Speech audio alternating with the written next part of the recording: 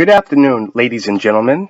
My name is Manny Davis, and I am the youngest son of the world's greatest entertainer, Mr. Sammy Davis Jr.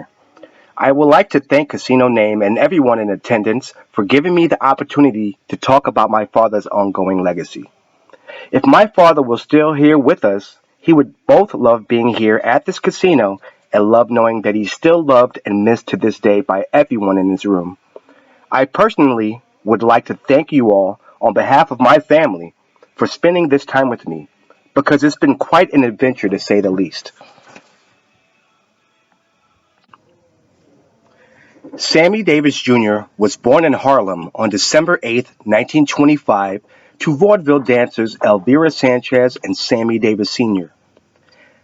Shortly afterwards, 3 years later, they separated.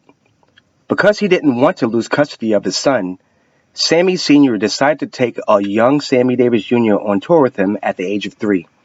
He joined the family act, the Will Maston Trio, which consisted of his uncle Will Maston, Sammy Davis Sr., and of course, Sammy Davis Jr. My father learned everything he knew about show business from his father and uncle, as well as other performers he had come across in his travels as a young boy, including the legendary dancer Bill Bojangles Robinson. When my father was 18, he was drafted into one of the first integrated units in the Army. It was there when he experienced what racism was for the first time in his life. Because my father was always on tour and never spent one day in school, he pretty much never experienced what the real world looked like outside of show business. A lot of people may not know this, but Sammy's nose was flat because it was broken during multiple fights while he served in the military. It was in the Army where he learned how to read and write because he never went to school. It was also there that he realized that his talent for performing was respected by everyone, including those that hated him for absolutely no reason and only because of the color of his skin. It was then when he decided that he would fight racism and prejudice by uniting everyone with his talent. After he was discharged from the Army, Sammy Davis Jr. rejoined the Will Maston Trio and began touring nationally again. Then one night, his life changed forever. It was after the Oscars in 1951 when the Will Maston Trio was the headlining act for Janice Page at Ciro's.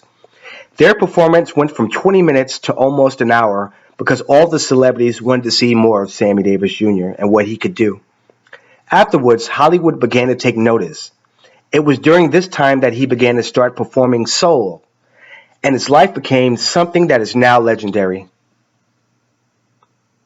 He became the most talented member of the Rat Pack. They campaigned to get JFK elected. He marched with Martin Luther King. He integrated Las Vegas, became the first black man on the cover of GQ magazine. He also campaigned to get Richard Nixon elected. As a matter of fact, he and my mother, Altavis, were the first African-American couple to spend a night in the White House. He certainly did earn his star on the Hollywood Walk of Fame. There was absolutely nothing that he couldn't or didn't do.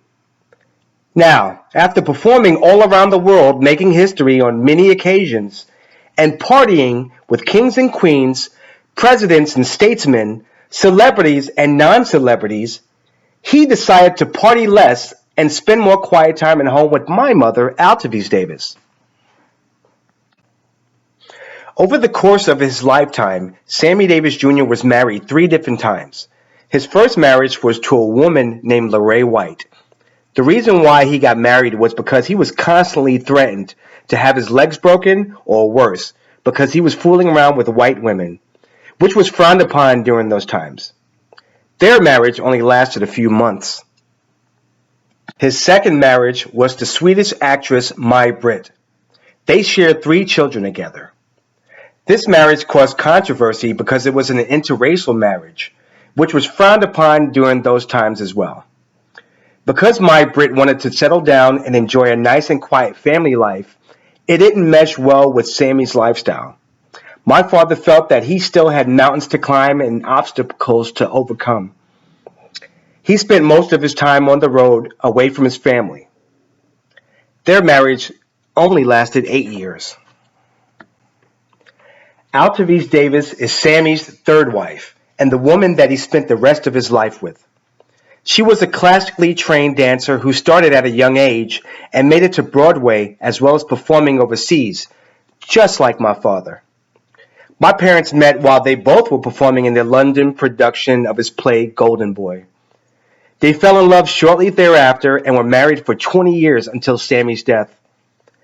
Altarese Davis is the only reason why I am here today. After partying in the 70s for over a decade of their marriage, my mother and father both decided to spend more time at home away from the party scene in the early 80s. It was during this period that Altarese and Sammy decided to start their own family. My father was apprehensive in doing so because he wasn't the model father in his own children's lives.